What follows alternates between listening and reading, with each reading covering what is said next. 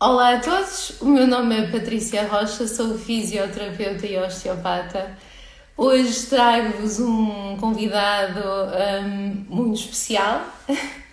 Vamos falar sobre a importância do acompanhamento de um pediatra ao longo da vida de uma criança e pronto, nada melhor do que o autor deste livro para nos falar sobre esta temática. Vou então chamar à conversa o Dr. Hugo Rodrigues.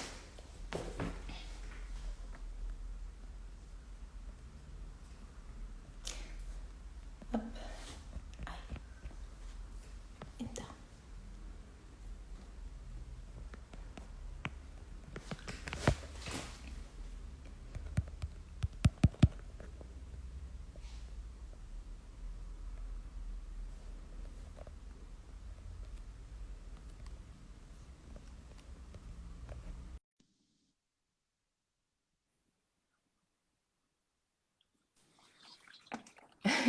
Olá, estava difícil, olá, nem estava a tudo bem? conseguir aceitar. Tranquilo, eu Está também às sempre. vezes demora um bocadinho a fazer o pedido. Também não sei o que é que se passa, às vezes não é assim tão simples. São tecnologias. Sim. Doutor, antes de mais, obrigada por ter aceito este nosso convite. É uma honra estar aqui à conversa Obrigado eu pelo consigo. convite em si. É um prazer também estar aqui a conversar convosco e com quem estiver lá em casa para nos ouvir. Exatamente. Quem está aí desse lado, estejam à vontade para irem fazer as vossas questões, fazendo as vossas perguntas, que o doutor Hugo vai responder. Para quem Exatamente. não conhece o doutor Hugo, o doutor Hugo é pediatra na Unidade Local de Saúde do Minho, é docente de medicina, é formador em primeiros socorros, escreve para várias revistas, participa em vários programas, nomeadamente Filhos e Cadinhos, frequentemente aparece por lá e pronto, é autor de vários livros, um deles foi o que eu estive a mostrar há um bocadinho, é este, mas tenho outros. Um, Alguns foram escritos para ajudar os pais, outros foram mais dedicados aos pequeninos. Sim, é verdade. E pronto, é um prazer estar aqui e falarmos um bocadinho sobre a pediatria aqui em Portugal. Sim. Acredito que este tipo de conversa é o caminho certo para todos nós que trabalhamos com pequeninos e não só com saúde em geral, porque conversar, partilhar informação E pensar é, sobre os assuntos, acho que é muito importante refletirmos sobre os assuntos exatamente. e aqui com uma dupla vantagem, para além de sermos de atividades complementares, temos as pessoas que estão do outro lado, que também nos podem dar as achegas, que são importantes, e a forma como as Uhum. pessoas sentem as necessidades de resposta na área da saúde, nós temos que as ouvir para tentarmos adequar as nossas atitudes, as nossas escolhas, em função também daquilo que a população necessita e temos esse dever e eu diria que devemos ter esse prazer de ir ao encontro das Sem necessidades reais dúvida, das pessoas. sem sombra de dúvida. Eu acho que os profissionais de saúde acabam por se focar no tratamento da patologia, não é? Mas há um mundo por detrás que é também a parte da informação que deve ser Exatamente. transmitida e a parte da comunicação também entre os vários elementos para se conseguir fazer um verdadeiro trabalho multidisciplinar. Exatamente. Não pode ser só no papel ou só para ficar bonito dizer, não é? Exatamente, exatamente. Doutora, o tema que temos aqui hoje surgiu como não é uma dúvida, porque acho que qualquer pessoa parte do princípio que realmente um acompanhamento por parte de um pediatra ao longo da vida de uma criança faz todo sentido. No entanto, temos aqui umas dúvidas que vamos conversar um bocadinho e esclarecer quem está aí, quem tiver dúvidas também pode perfeitamente entrar na conversa e Coloquem perguntar. as vossas Nós questões não. e se discordarem de alguma coisa que nós dissermos, estejam à vontade para dizer isso também, não há problema nenhum. Doutor Hugo, vamos então começar. De acordo com a Academia Americana de Pediatras, a consulta de pediatria, a primeira consulta, deveria de ser uma consulta pré-natal. O que é que acontece em Portugal e qual é a opinião do doutor Hugo quanto a isso? A minha opinião é que estou plenamente de acordo com a necessidade, ou melhor, com as vantagens, não vou chamar de universidade, mas as vantagens que poderia ter uma consulta pré-natal. Não tenho dúvida nenhuma que a altura em que as famílias mais vezes fazem trapézio sem rede são as primeiras 2 semanas, até à primeira consulta. Claro que hoje em dia nós temos um apoio comunitário dos cuidados de saúde primários mais permanente, as enfermeiras levam a casa, mas a verdade é que aqueles primeiros 15 dias, mais ou menos, a primeira consulta será entre os 10 a 15 dias, são a altura em que provavelmente a grande maioria dos pais sente mais insegurança. Se nós tivermos uma consulta pré-natal, temos aqui várias vantagens. Primeiro, temos a vantagem de poder antecipar algumas situações. Algumas serão problemas, outras não serão problemas. E se nós conseguirmos antecipar e desconstruir um pouco essa ansiedade que pode advir das situações que os pais vão passar, vamos facilitar o seu bem-estar e portanto, vamos contribuir para que a dinâmica familiar decorra de uma forma muito mais saudável. Depois, temos outra vantagem, é que durante a gravidez, enquanto ainda não tenho o bebê e todo o stress e a ansiedade, o stress aqui no bom sentido, e a ansiedade que é ter um bebê em casa, as pessoas estão muito mais receptivas a ouvir. E, portanto, durante a gravidez é mais fácil a apreensão da informação, a própria interiorização dessa informação, do que depois, quando se tem o stress e se está a viver intensamente a presença daquele pequenino ser maravilhoso que nos caiu nos braços. E, portanto, o ser pré-natal tem essa vantagem. Pronto, e por outro lado, acho que permite também dotar os pais de alguma informação para detectarem desvios do que é suposto acontecer. E também é importante isto, conhecer as evoluções normais e típicas de tudo faz sentido para poder identificar precocemente as variações a esses caminhos. Não é obrigatório que sejam problemas, mas a verdade é que sempre que há desvios da chamada normalidade, este nome é um bocadinho... Eu vou dizer, às vezes as pessoas não interiorizam muito bem isto, mas a verdade é que a normalidade será definida pela maioria, portanto, qualquer desvio faz sentido que seja olhado de uma forma diferente, não com o significado claro de ser um problema, mas com a necessidade de tentar perceber se aquele desvio terá ou não alguma tradução do ponto de vista clínico. Acho que faz sentido a consulta pré-natal por aí. Agora vamos à realidade. É que na realidade quase não há consultas pré-natais. Eu próprio estou a dizer isto, já imaginei em criar uma consulta pré-natal há anos, mas nunca consegui pôr em prática por dificuldade em termos de gestão de tempo e de reorganização de agendas. Isto é complicado porque uma pessoa tem que dar resposta, não é? Portanto, não se pode criar situações e depois não dar resposta. Portanto, eu confesso, e por culpa minha, digamos assim, não consegui ainda criar essa consulta pré-natal. Gostaria muito e vou fazer tudo, tenho isso como um plano a curto prazo, tentar implementar no meu hospital uma consulta pré-natal para todas as grávidas seguidas na consulta de obstetrícia. Estou a dizer isto publicamente, não sei se deveria dizer ou não, mas se tiver capacidade de decisão, será um projeto a implementar a curto prazo. Já agora, posso também fazer uma inconfidência. Eu ontem estive, e penso que vocês conhecem, com a enfermeira Carmen, e provavelmente vamos criar um projeto nesse sentido, eu e ela, mas ainda não tenho certeza. Isso era extraordinário, sem dúvida. Tanto conciliar a parte da pediatria com a parte da enfermagem, por exemplo, problemas, nomeadamente da amamentação, etc., se fossem falados e preparados antes, eles nem sequer iriam aparecer. Portanto, realmente Sim. Era uma combinação fantástica. Tem que se preparar, assim, é fácil passar as mensagens cor-de-rosa, é importante preparar os pais para quando as situações não são assim tão cor-de-rosa. Isto não tem nada a ver com a identidade de género, como estão a compreender, que isto agora também se tem que ter cuidado com os azuis e as cor-de-rosas, mas também é importante preparar os pais para quando o caminho não é exatamente igual àquilo que eles imaginaram, porque muitas vezes não é, e isso não é necessariamente mau, desde que as pessoas tenham as armas e os recursos para poder lidar com isso. E acho que a antecipação é sempre a melhor solução, não tenho dúvida. o que é o normal não passa de uma estatística, não é? Claro, é o que eu Porque dizia, não um passa de uma desvio. estatística, Um ninguém é igual desvio, exatamente, um desvio não é absolutamente sinónimo de nada, a não a ser de ninguém. uma necessidade de olhar, se calhar, de uma forma diferente para perceber se aquilo tem algum tipo de tradução ou não. E, portanto, a consulta pré-natal é importante, vai-nos alertar para um conjunto de riscos. E estavam aqui a referir num dos comentários que esses desvios da normalidade também podem ser encontrados aqui. E estavam a dizer que o livro era extraordinário, não é novidade É agora nenhuma, que me mas estão a fazer pronto. corar, quer dizer, se não está combinado.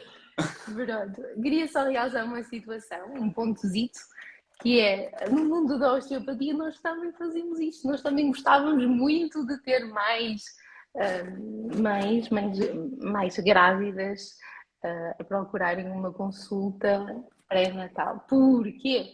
Porque o bebê, a saúde do bebê, inicia dentro da barriga da mãe, e uma mãe com dor nas costelas ou lombar, por exemplo, acaba por ter limitações de mobilidade que impedem o bebê dentro da barriga também de estar livre de tensões. São tensões que estão ali que poderiam perfeitamente não estar. Portanto, quem trabalha na área da pediatria analisa o período da gravidez já com um olhar crítico e o nosso sonho é realmente trabalhar, trabalhar ainda no período Esta distinção da da gravidez. gravidez e do pós-parto, para quem trabalha com crianças, é uma distinção muito artificial. Com bebés e com crianças é uma distinção muito artificial. Portanto, eu acho que é quase indissociável e por isso é que hoje em dia até já se considera mesmo isto um contínuo. Este conceito dos 1000 dias é o espelho disso. É quase indissociável a gravidez do pós-parto, porque efetivamente é um contínuo, é um percurso, é um caminho que não tem nenhum tipo de interrupção, tem momentos diferentes. E o parto, efetivamente, é um momento marcante, mas não deixa de ser isso, um momento neste caminho que é contínuo e progressivo. Portanto, acho que faz sentido esta leitura mais linear do que separatista, digamos assim.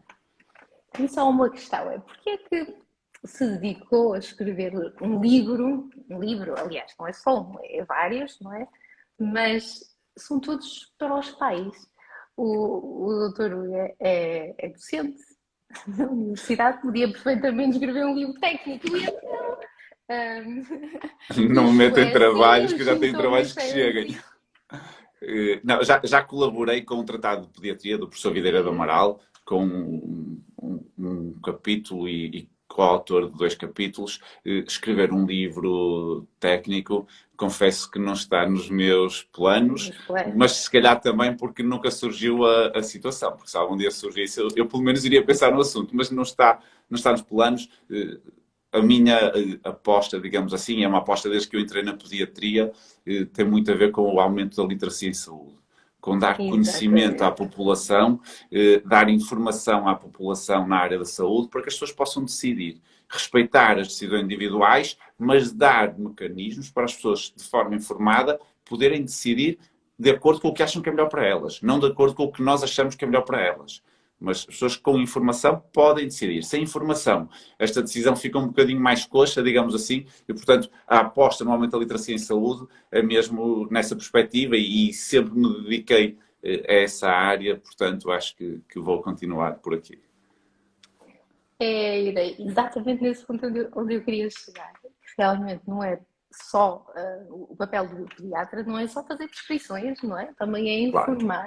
informar quem mais necessita de ser informado. Os profissionais também, claro, mas os profissionais conseguem ir tirar formação, falar com outros profissionais, os pais acabam por Têm ficar assim acesso um a outras bocadinho fontes, é verdade. A perdidos. questão é que os É profissionais verdade. têm acesso a muito mais fontes de informação, eu diria, fidedigna e saber onde procurar e como procurar, do que a população geral. Isto é transversal a todas as áreas. Nós estamos a falar dos profissionais de saúde porque é a minha área, porque se formos falar de outras áreas, as pessoas têm, por exemplo, sei lá, de leis, eu não tenho acesso à informação que tem um jurista, um advogado, um juiz. Portanto, acho que para a população em geral, eu acho que quem tem conhecimentos técnicos sobre determinadas áreas tem a sorte de os ter, claro que trabalha para isso, mas tem a sorte e o privilégio de os ter e, portanto, seria um ato de egoísmo não partilhar esses conhecimentos com quem não teve a sorte de se cruzar com eles durante o seu percurso de vida.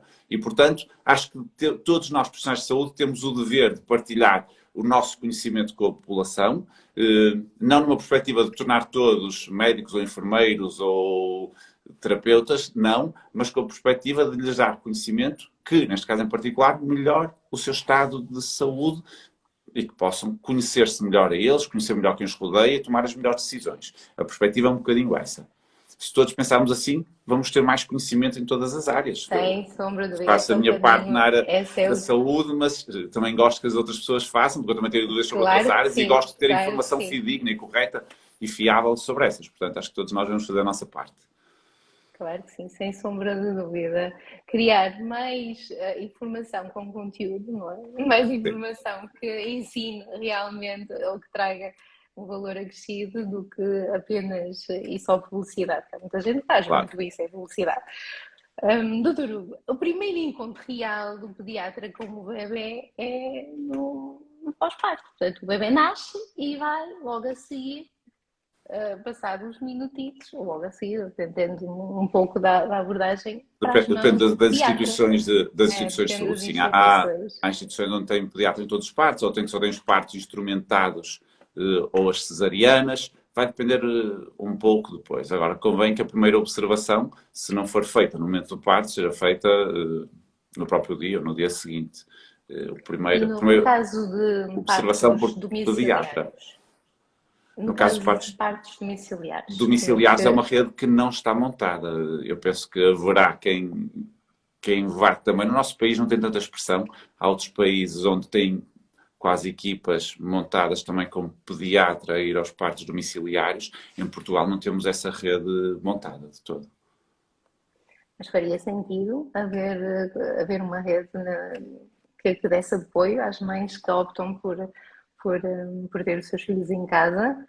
É Ou que ainda temos um longo percurso pela frente até chegar. ainda temos um longo percurso. Temos porque a questão dos partos domiciliários, claro que é uma opção das mães, se for essa a sua vontade.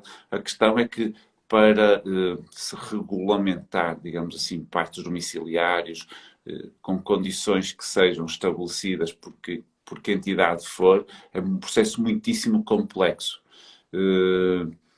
Se calhar faria sentido que as unidades de saúde pudessem caminhar nessa direção e criar unidades domiciliares. Mas é discutível até se isso será a melhor solução para a maior parte da população ou não. Porque também para descentralizar dos hospitais para as casas, vamos, digamos que, limitar também, se calhar, as respostas dentro do próprio hospital. Isto é muito complexo. Não temos uma rede de partos domiciliares suficientemente forte para justificar uma rede pediátrica também. Podemos ter algumas iniciativas individuais, mas acho que é uma área muito sensível. Não é assim tão claro para mim que isso seja uma necessidade, pelo menos atualmente. Pronto, o bebê nasce, é avaliado então ou não, dependendo do tipo de parto, do tipo de instituições, por um pediatra. Essa primeira avaliação é importante. Essa é uma avaliação, no fundo, que vocês procuram fundamentalmente se a criança é ou não saudável. Há uma série de parâmetros que não Exatamente. vamos É uma enumerar. avaliação muito importante, relativamente, eu diria, simples de se fazer, na perspectiva em que nós temos que avaliar o bem-estar, avaliar do ponto de vista major ou assim de uma forma mais global se existe aqui algum motivo de preocupação ou não. E depois é o correr dos dias que nos vão dar o resto das outras pistas. Portanto, essa primeira avaliação, na verdade, é uma fotografia que se tira àquele momento, se está tudo bem ou se não está. Se não está, porque é que não está? Depois tem que se proceder nesse sentido. Agora, se estiver tudo bem, é entregar os bebés onde deve estar, que é na família, na mãe, e deixar o tempo correr e ir monitorizando, como é lógico. O bebê, pelo nosso Sistema Nacional de Saúde, é avaliado durante o internamento, né, se for em contexto hospitalar, e depois é convidado a ser reavaliado entre os 7 e os 14 dias. Sim, mais ou menos entre os 10 e os 14 dias será a primeira 10. consulta médica. A Que primeira está consulta, definido. o nosso Sistema Nacional de Saúde tem as tais consultas de rotina, não é? É isso, Nos está diz que definido o pela bebê deve Direção-Geral de ser Saúde, avaliado. no Programa Nacional de Vigilância de Saúde Infantil e Juvenil, tem estes timings mais ou menos definidos. A primeira consulta será alguns. O que está mais ou menos estabelecido são os 15 dias, entre os 10 e os 14, mais ou menos. Pronto, e temos uma série de consultas de rotina, o primeiro mês, segundo, quarto, sexto, nono, pronto, por aí fora. Exatamente, isso tudo. Faria sentido, ou todas, ou pelo menos algumas delas, serem realizadas por um pediatra? É que o nosso Sistema Nacional de Saúde, essas avaliações são todas realizadas. Agora vamos entrar numa discussão difícil, não é? Vamos entrar numa discussão difícil. Teoricamente, a minha opinião, esta opinião não é consensual, há quem pense assim, há quem não pense, é que nós deveríamos ter pediatras também nos cuidados de saúde primários, para dar uma resposta generalizada à população toda. Neste momento, o que nós temos é uma resposta da pediatria a nível hospitalar para bebés e crianças que sejam referenciados por alguma questão, seja pelo médico de família, seja porque foram observados na urgência e tinham indicação para ser seguidos em consulta, seja porque estiveram internados e depois exigem um seguimento. Portanto, é uma observação ou um acompanhamento mais centrado em problemas, digamos assim, o acompanhamento por pediatria. Se nós tivéssemos, e há pontualmente aos centros de saúde que temos, se nós tivéssemos pediatras nos centros de saúde para fazer ou para ajudar a pôr em prática este programa de vigilância de saúde infantil e juvenil, parece-me que seria vantajoso. Não seria necessário, e aqui a sua pergunta é extremamente interessante, porquê? Porque nós também temos os médicos de família, que são médicos da família, e faz sentido também, sendo os bebés parte integrante da família, que eles sejam observados pelos médicos de família. E também sabemos que os médicos de família, na sua formação, adquirem competências para seguir bebés e crianças saudáveis. Portanto, se nós notarmos tudo isto, se calhar uma opção mista, híbrida, com a definição de algumas consultas-chave, algumas dessas consultas feitas por pediatra e as outras pelo médico de família, poderia ser interessante. Salvaguardando que deveria existir sempre uma interligação apertada entre todos os profissionais para, em qualquer momento em que o médico de família detecte algo diferente, haver uma referenciação, eu diria, não vou dizer imediata, mas quase imediata também para o pediatra, se fosse caso disso. Portanto, esta interligação, esta participação ativa de ambas as especialidades nos centros de saúde faria todo sentido, até porque hoje em dia a pediatria é muito preventiva. É uma medicina muito preventiva. E, portanto, faz sentido ter um papel ativo na comunidade e na população. Exatamente. E esta proximidade através dos cuidados de saúde primários é lógica. É lógica. Pois, porque acabamos por perder exatamente isso, que é os cuidados de saúde primária no mundo da pediatria. Vocês continuam no Sistema Nacional de Saúde muito a salvar, a salvar, não é? A tratarem patologias e eu acredito mesmo, nós aqui acreditamos que realmente a prevenção e a orientação correta aos pais é a chave para um bebê saudável, uma criança saudável e um adulto também. Um adulto não armadilhado, como dizia o meu professor de pediatria, que eu adoro essa expressão. Pegar num bebezinho indefeso que ser nascido e transformá-lo num adulto não armadilhado. Acho que essa expressão deliciosa é super engraçada. Olha, tem aqui um comentário muito interessante. Dizem aqui que em Vila Real o centro de saúde tem um pediatra. Portanto, fico contente. Embora, às vezes, o que acontece é que são períodos de 6 meses em que temos internos de pediatria a fazer estágio de cuidados de saúde primários. Faz parte do nosso programa de formação em pediatria um estágio de cuidados de saúde primários com a duração de 6 meses. E, portanto, às vezes os centros de saúde têm temporariamente pediatra nesta perspectiva, não numa perspectiva de continuação de cuidados. Não sei se será o caso de Vila Real ou não, mas até acredito que seja isto que eu estou a dizer. Nós estamos a falar sobre a possibilidade de lançar e integrar um pediatra no centro de saúde, como talvez outras especialidades. Claro. Eu acho que nós temos um problema. Exato, nós temos um problema que era a quantidade de especialistas. que cada vez nós temos mais especialistas a ser formados. E, portanto, acho que temos que ter uma ótica de descentralização dos cuidados, não estar tudo centralizado a nível hospitalar, para podermos nós aproximar-nos também da população. E da população, dos meios onde estão inseridos, tudo isto é lógico. Acho que caminharemos nesse sentido, espero eu. Acho que faz sentido. Sim, eu acredito É lógico. que É realmente lógico. será esse o caminho da saúde em Portugal. Doutor, nós temos cada vez mais pessoas que acabam por optar por ter um acompanhamento a nível privado, feito por um pediatra. Acredita que, nesses casos, por exemplo, as idas aos hospitais podem diminuir, isto é, se houvesse uma proximidade maior entre um regulamento maior feito por um pediatra ao bebê, esse bebê poderia ir menos vezes ao hospital? Eu acredito que sim.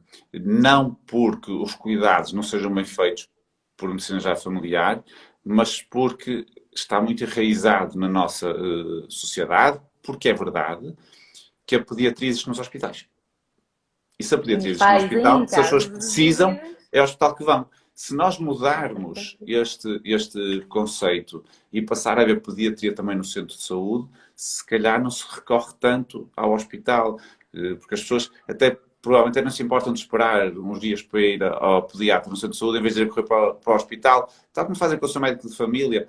Portanto, penso que se calhar sim, não tem a ver com a qualidade dos cuidados que são prestados atualmente, mas com uma questão mais até de conceito. Exatamente. É, exatamente. Os pais sabem que os pediatras estão no hospital e acabam por recorrer mais facilmente Não nos ao conseguimos esconder, hospital. estamos lá. É. Muito bem. No que toca às idas aos hospitais, também poderíamos entrar no campo da medicação, não é verdade? Se calhar haveria menos automedicação ou os pais medicarem de forma isolada, não é isolada, mas Existe pegar um alguma medicamento e automedicação? vamos Sim. dar. Não há Existe, automedicação porque os bebés não tomam um medicamento sim, sozinhos, existe não é? alguma Mas, automedicação no sentido de intrafamiliar. exatamente. Não vejo isso como um grande problema em Portugal, até porque Não? a medicação que nós utilizamos em pediatria não é assim tão vasta para a maior parte das crianças. Podemos ter para casos específicos. E grande parte da medicação que nós utilizamos em pediatria, até é medicação mais para alívio sintomático do que propriamente curativo. E, portanto, se os sintomas são sobreponíveis e aquela medicação dá alívio sintomático, eu não vejo isto como um problema. Se as pessoas têm que ter a tal informação, perceber para que é que serve o medicamento. Nós, quando prescrevemos um medicamento, não é só passar um medicamento, é explicar para que é que serve e como usar. E em que situações é que faz sentido voltar a repetir. Portanto, se as pessoas tiverem esta informação, com os antipiréticos, que é o que nós utilizamos mais, alguns antihistamínicos, se calhar as pessoas podem fazer essa automedicação desde que tenham esta informação do seu lado. Não me choca que isto seja assim. Não vejo necessidade de ter sempre uma supervisão de um médico para dar um paracetamol se a criança estiver desconfortável com febre. Agora, parece-me interessante que as pessoas saibam que a medicação para a febre não é para a febre, mas sim para o desconforto associado à febre. E isto Exato. é uma informação simples que as pessoas têm que interiorizar e perceber: meu filho tem febre e está bem disposto, não tem que fazer nada. O meu filho tem febre e está desconfortável, está mais queixoso, aí sim, vou-lhe dar a medicação e vou ver a resposta. Até porque a resposta que as crianças têm a este tipo de medicamentos é um dado clínico muito relevante. Ver como é que eles melhoram o seu estado geral ou não. Isto para nós é importante, em termos de intervenção, em termos de alargar um bocadinho, digamos assim, a necessidade de cuidados. Portanto, não vejo esta automedicação tanto como um problema tão grande como com os adultos, por exemplo, em que temos uma panóplia muito grande de medicamentos, temos autênticas mixórdias, desculpem a expressão, que se Exatamente. Eu fazem, tomei isto e fez-me bem. e isso aí tem que se ter calma, porque a prima da vizinha de não sei quem. Agora nós em pediatria usamos poucos medicamentos com regularidade, portanto, são seguros, as doses têm que ser certas, como é lógico, mas são seguros o suficiente para que, com a informação certa, as pessoas possam utilizá-los bem. Acredito nisso. Doutor Hugo, outra forma, que acaba por ser um medicamento, mas funciona como bebê, as vacinas. As vacinas, temos as vacinas, Eu peço desculpa, a ligação está planos. fraca. Os pais não Deixei de conseguiu, ouvir. Ah, não estou a ouvir. não está a ouvir. E agora, está Agora, melhor? acho que é net. Estou melhor, está melhor. Internet, ai, está melhor assim? Está Já melhor. restabeleceu? Já está bem. Ok, muito bem. Estas tecnologias, estas internet são mesmo assim. Eu estava então a falar da vacinação. Nós temos a vacinação, plano de vacinação, plano nacional de vacinação, e temos as vacinas extra-plano, Sim. certo? Quem faz a prescrição para essas vacinas são os pediatras, certo? Ou os médicos de medicina geral familiar também. Familiar também. No E muitas entanto, vezes também há algum aconselhamento das equipas de enfermagem dos cuidados de saúde primários. Embora a sim, prescrição será a feita pelos, prescrição será pelos feita médicos. pelo Sim. médico de família. Falando nisso, porquê? Porque realmente no mundo da pediatria temos uma constante renovação de informação, temos vitaminas novas, vacinas novas, e acabamos os pais acabam por ser bombardeados por uma panóplia de medicamentos, suplementos, etc., e de técnicas, não é? Que podem ser um bocadinho confusas. Por exemplo, no livro podemos encontrar algumas recomendações para, por exemplo, para ir a uma consulta de osteopatia em determinados casos, para consultar um fisioterapeuta em determinadas patologias também. Doutor, esse tipo de reencaminhamento é frequente acontecer? Acaba por funcionar bem, depois conseguem conversar os vários profissionais uns com os outros. Qual é, Eu, como eu é acho que que depois como é que vai tem depender das experiências pessoais. Eu acho Sim, que claro. o encaminhamento é relativamente frequente, às vezes até parte dos utentes, mais das famílias do que propriamente dos médicos. Há áreas clássicas que os médicos estão à vontade, a fisioterapia, por exemplo, em determinadas patologias. Depois há áreas em que, eu diria que se calhar é preciso um bocadinho mais de conhecimento da parte da classe médica. A osteopatia é um exemplo, a terapia ocupacional também é algo que foi entrando, agora já está muito mais estabelecido, mas é algo que foi entrando aos poucos. Portanto, nós temos que ir acompanhando também o que existe. A evolução da ciência não é só na medicina, é nas outras áreas também. Nós temos essa obrigação. Muitas vezes acabam por ser os pais a trazer-nos essa informação também. Nós temos a obrigação depois de ir procurar. A questão da articulação, eu acho que não é complicada. Embora, na maior parte das vezes, e não sei como é que é consigo, mas na maior parte das vezes não existe propriamente uma articulação direta entre profissionais, porque não calha, não porque há algum problema, mas há uma troca de informação clínica, muitas vezes. Um relatório, pronto. E essas trocas de informações clínicas, um Os e-mails e-mail, funcionam bem. acaba por ser uma partilha de dados que são relevantes de forma mútua, de forma bidirecional e que podem ser muito proveitosos para os utentes. Acho que sim. Muito bem.